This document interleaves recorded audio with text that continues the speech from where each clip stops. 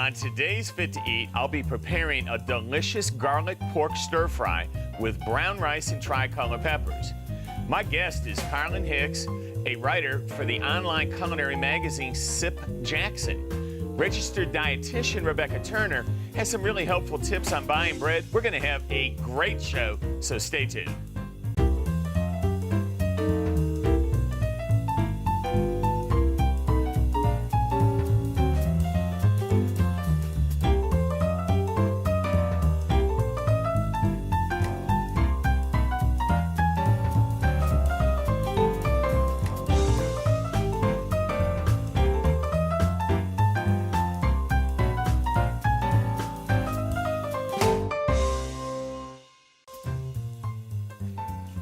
Welcome to Fit to Eat. I'm your host, Rob Stinson. Today, my guest is Carlyn Hicks, a writer for Sipp Jackson. Carlyn, welcome to the show. Thank you for having me. Absolutely. Sipp Jackson. Yes. And what you do. All right, just so we get everybody started off right. So I'm sort of Jackson's food critic. I go into Jackson restaurants and I leave reviews on Sipp Jackson's online-based website. Oh, how cool. I would love, we don't have anything like that down on the Gulf Coast. You guys you need to expand. You should invite me. I don't mind coming to the coast. I love eating down there anyway. Well, I tell you what, I'm going to put you to work if you don't mind. Okay. There's a lot of stuff we're going to have going on here. Okay. And my thought about it is what I'm going to do first, we're going to make up a seasoning mix. We're doing lean pork. And if we can look up in the front there, you'll see we've got some beautiful pork chops. And I'm going to make a mix back here of black pepper, white pepper, onion and garlic powder, so no salt. Right. Okay, so a lot of what we do on Fit to Eat is an alternative to keep people from eating salt. So if you don't mind, I'm going to ask you just to mix that if you would. I don't mind at all. And then I'm going to make a little room over here because I am going to take these beautiful pork chops and have a little fun with them. While you are doing that, we're just going to quickly. So what we also, really talk about on Fit to Eat is portion size. So this is going to be a family meal, is really kind of the idea. And I'm going to take roughly about 5 ounces per person of pork to use. So we've got here, and I've got one extra. You know why? I hope it's for me. It is for you. Yeah, I like that, man. And then we're going to take this, cut them all. Okay. So this part, you're with me, right? I'm with you. This you could do at home. I can. And I bet, even, now you have kids? I do. I have a daughter. Oh, do you? How old? She's 4, and she helps me in the kitchen. I'm not quite as skilled as you, but really? I try to burn a little bit. That's neat, though. That's great that she gets in there with you at this does. age, because I think that's something you really want to try and, I don't know, I encourage my kids to, and yet neither one of them really the cooks. I think they just see that's like my business, Well, what I've found is if she's involved with the preparation, she'll eat it. And so I try to involve her. Now, if I just cook it on my own, I have to kind of convince her that she needs to eat it. But if she's participating, she'll eat it. I think it's a pride thing. Okay, so here's what we're going to do. Okay. We're just going to spread these all out. I've got a hot pan over there. I've got your peppers ready. And then we're going to take this and just lightly sprinkle the seasoning over the pork and kind of dust it all around. Okay. And it just is going to give it a little bit of flavor. And the pork obviously takes a little bit longer to cook than any of these veggies that are in the stir fry. So I kind of like to do it separately first. Yeah. Then we'll add everything else in there.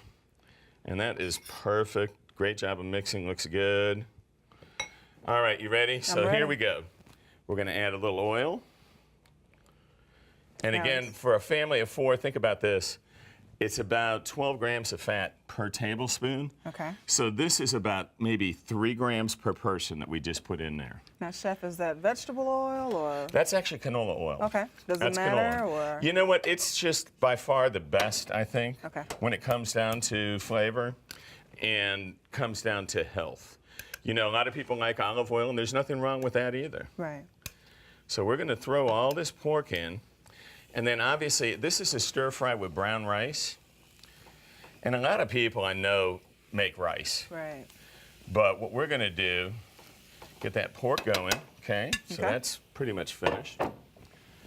Is we're gonna actually make the rice over here in front. So we're gonna turn that on. And then if you don't mind, I'm gonna hand the stock to you. Okay. And that's basically 2 cups. And that's vegetable stock? That is vegetable stock, yep. Woo. That's okay. I poured too fast. Nah, don't worry about it. That's okay. That's good. All right, and then brown rice. Okay, there you go. So pretty straightforward, huh? That was easy. Yeah, that's the easy part. All right. Okay. Now we're gonna get this pan in back hot as well. And the good part about this, all we really do, and most people know, I mean, we're just gonna stir it a little bit and then bring it up to a boil and turn it off. Okay. All right. Now, does it take brown rice a little longer than white rice to get Just done? a little bit, just a little bit.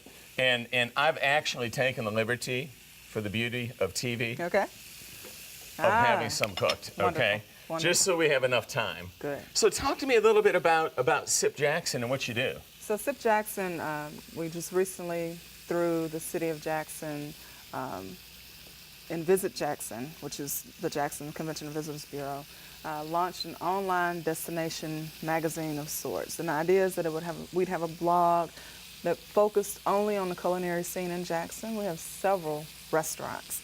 A lot of folks who live in Jackson, they venture outside of the city of Jackson for a lot of their culinary and dining needs, and we wanted to focus people back to the city.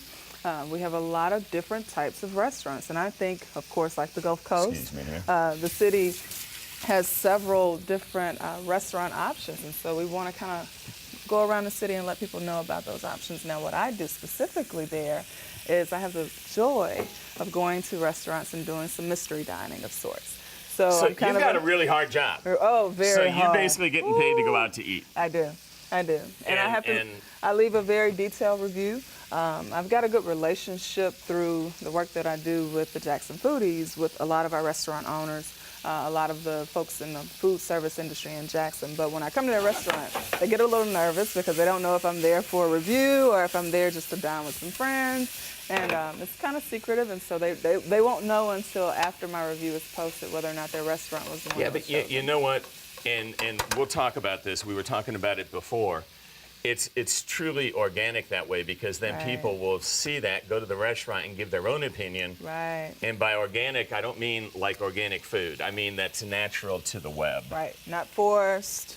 You know, there's no advertising. No restaurants pay me to come to their restaurant or anything like that.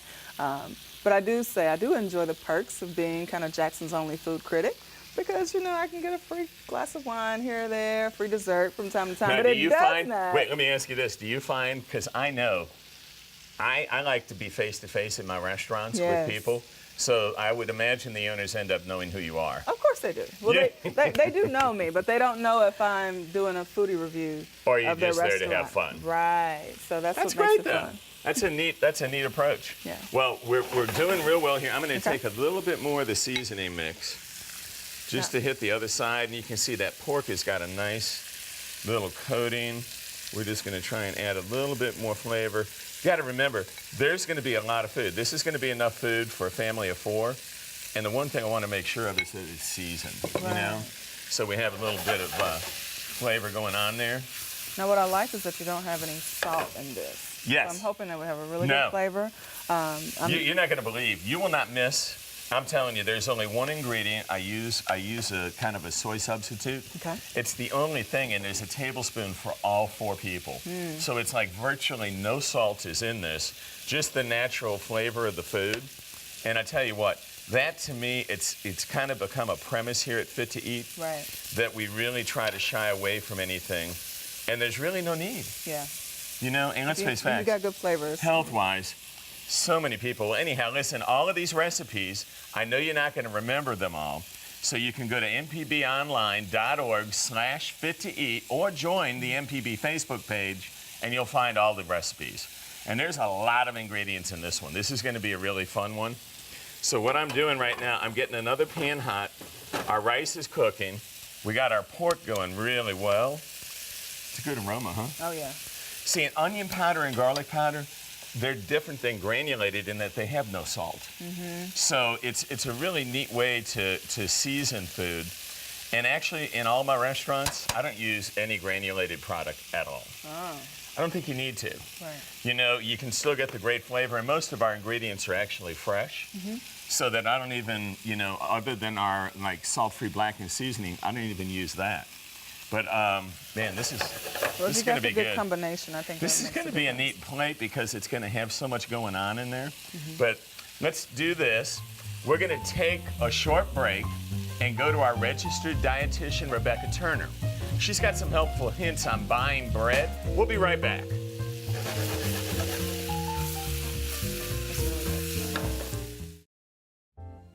Bread is a grocery staple for most Americans. Every time you purchase bread, be it a bagel, an English muffin, or even loaf bread, you've got an opportunity to improve your diet. You've probably been told before that choosing whole wheat bread products is the easiest way to eat the best bread. And that is not terrible advice, but when you're standing in front of the bread array in the supermarket, reading the various label claims, just how do you know which is the best bread to buy? Choosing the best bread can be confusing. So here are a few bread myths that may be keeping you puzzled. Bread myth 1, if it says wheat in the name, then it's a whole grain. The first ingredient really tells the truth, so turn it on the back, and I want you to avoid ingredients that say wheat flour, enriched, or bleached flour, and buy whole wheat flour or stone ground flour. Bread myth number 2, 7 grain or 100% natural are the best choices. Multiple grains and seeds don't guarantee whole wheat. And 100% natural means absolutely nothing really of value on the label. Again, buy bread that's rich in fiber. Look at the grams, 3 to 5 grams per serving. Now the best bread, you want to choose 100% whole grain bread. Whole wheat should be the very first ingredient, and it should provide 3 to 5 grams of fiber per serving. It's going to be naturally low in fat and cholesterol free. Now implement these easy bread buying tips the next time you're in the store, and your bread will surely be fit to eat. All right, welcome back. We're gonna take the next phase of this beautiful rice stir fry. Okay. So I'm putting you to work again. All right. And you did a great job. That pork looks fantastic. Oh, I'm gonna do the oil just to get us started. Then I'm gonna throw a huge amount of ingredients at you. Onion. Okay. And this is about a cup. So we got quite a bit. Okay. And yeah, if you just want to leave those right there when you're done. Green bell pepper. Okay. We're going to throw in some carrots because they take the longest since they're the firmest. Okay. I like this color. I love colorful you know, food. you and I were talking about how you like colorful food when you go out to critique food. I do. And I think it really makes a difference. Every one of my restaurants, I focus in on what is the actual look that food has. Right. I think it's really important, and a lot of places just seem to neglect it. Garlic. Oh, yeah. All right, you've been wondering what the seasoning was? Yeah. This is up to you. All of it or half of it, I would go no less than half. It adds our spice, obviously. Do all of it. I think it'd be great. Yeah. 'Cause it's a lot of food. This you're gonna see. And then if you just want to start stirring that a little bit. Okay. I'm gonna hold back on some of this because we got so much in there. My mom would always say, you have to eat your colors, Rob. Yeah, you know what? She's absolutely correct. All right, we're going to help steam those veggies with a little wine in that hot pan. All right. And then I'm going to go ahead and throw in some black pepper as well. Okay. I just don't like bland food, you know? I mean, I think half of eating without salt comes down to having other flavors to compensate. That's right. And they have to marry each other, too. Absolutely. And that, I tell you what, that with the pork and the brown rice, I mean, this really will be a good one. Let me see if I can do something here real quick. Hopefully I don't make a mess. Okay. Only one guy jumped out. 2 guys. We'll get I rid of them. That. I got some arm power. Maybe not, right? Yeah, you know what? That's one thing most of my guests don't do. Yeah. Is flip here, you know? Okay. So we'll kind of keep it that way. Now remember, mpbonline.org/fit-to-eat has got all of the recipes, or join the MPB Facebook page. whole lot of ingredients going on here. Okay. We're gonna throw in about half of our cilantro. So some beautiful fresh flavors. Look at those colors. And then I just squeeze a little bit of fresh lime in there. I love to give it a little different texture. Okay. And we're going to use that lime when it comes down to the dessert at the end as well. I tell you what, you're doing a great job. Hey, I try. No, you really are. I try. So, you know, at home, my family, we're trying to learn how to kind of cook more healthful dishes. So I've been kind of exploring some things. So I was really excited about learning from you some tips and tricks that we can actually use in the kitchen at home. And you know, the main thing on a lot of this is just doing the work ahead of time. Right. So that you can either come home and make this fresh, or what we're going to do is actually have it in a pan to where you could take it and put it in the refrigerator for your family, and then just pop it in the oven at a later time. I like that. And have a whole meal come out when it works for your family. Right. You know, because I think that half the problem with not eating healthy, people just don't have time. That's right. You know, and that really becomes an issue. Let me go ahead and flip it a couple times again. I just love to get all those juices up on top.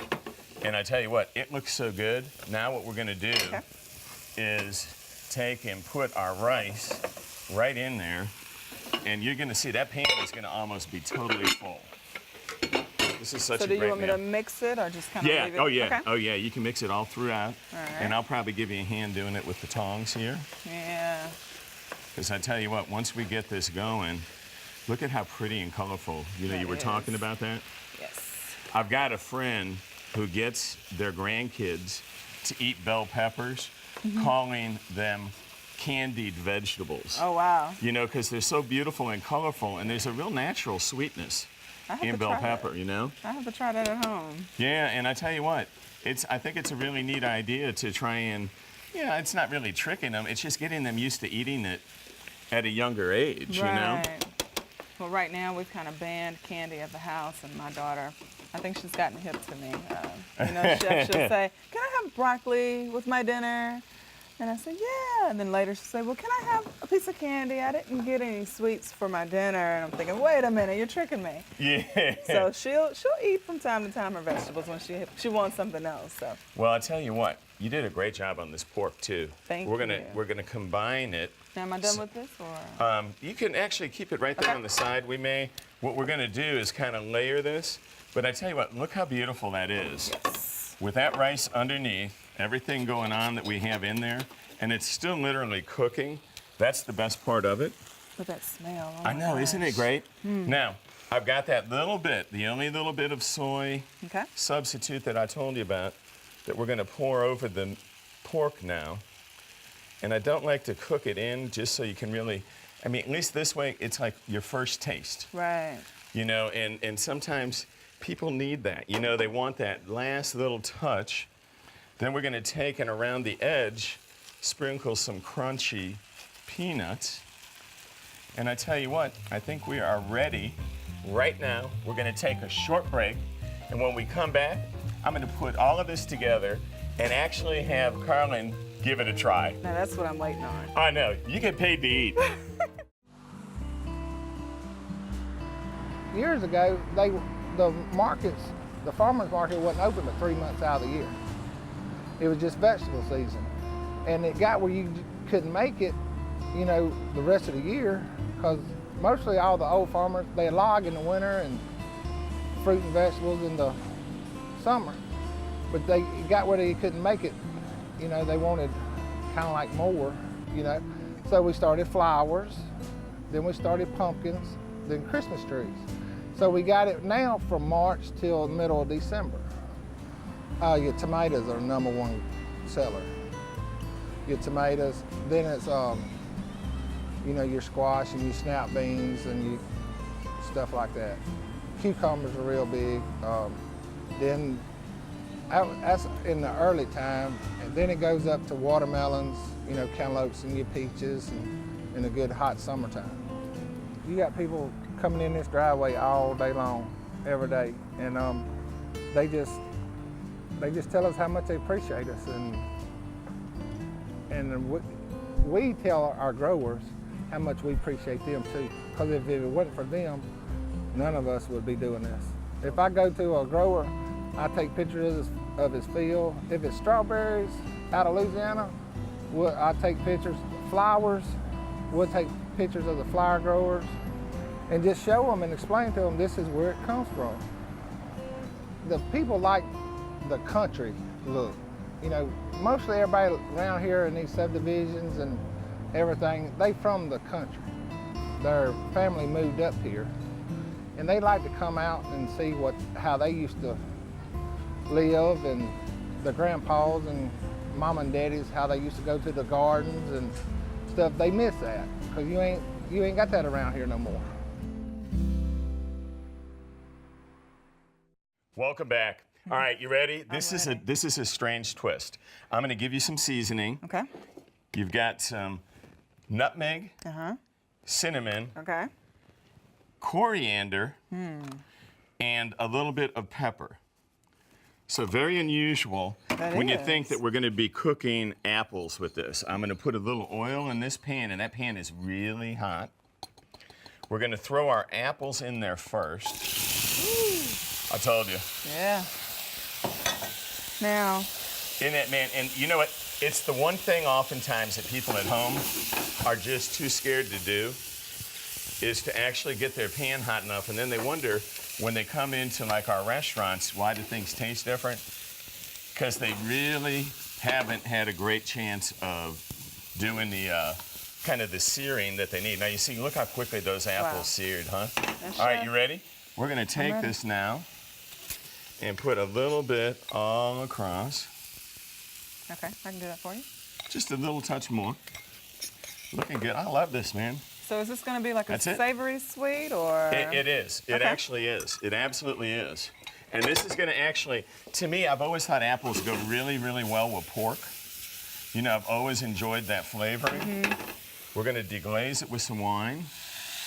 And then to keep it from being too sweet, we're going to kind of keep the meal consistent with a little bit of lime to go with the wine. One more little squeeze there. Oh, wow. And I tell you what,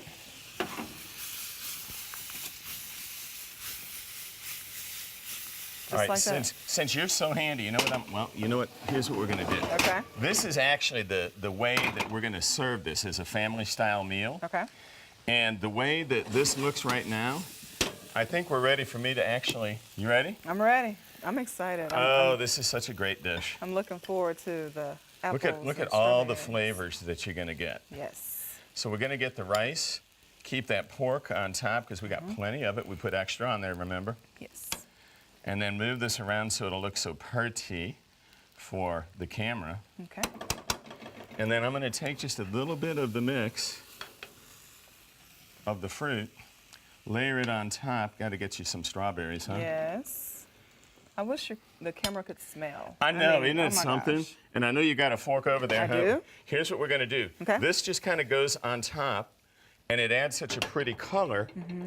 Then I'm gonna finish by putting a little bit of dry coconut. Oh, that's pretty. So you got all kinds of flavors. So let me get you some. Give me a little. Thank you. And I tell you what, that is pretty much it. I'm gonna take a little bit of the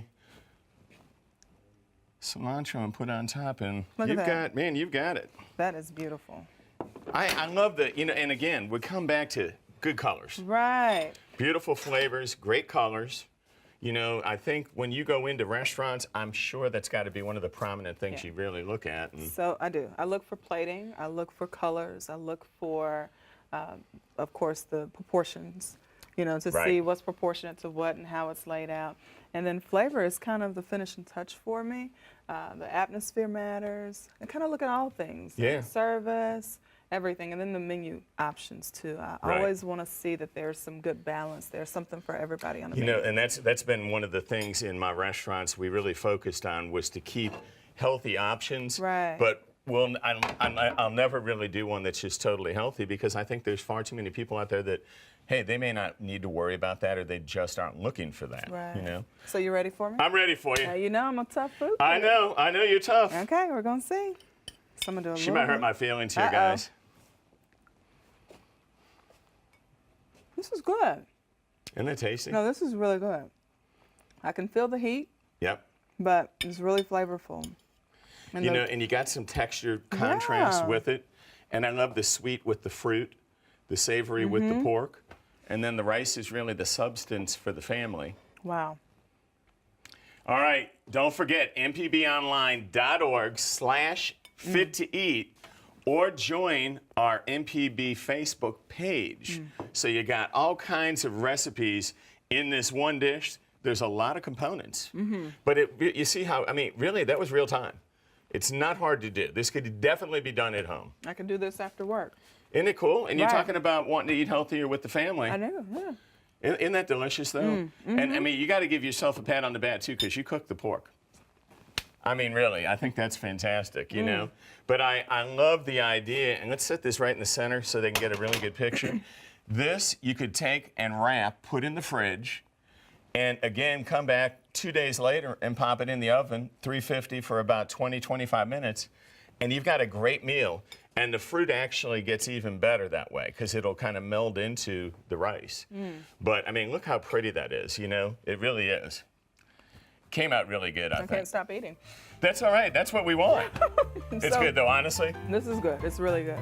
Now tell me a little bit about pork because it gets a bad rap, right? You know, there's such a good healthy apps. I mean, right now, you know, we'll get into that probably on another show. Okay. But we are actually out of time. We had so much fun. Oh, my gosh. So I want to thank our guest, Carlyn Hicks. I'm your host, Rob Stinson.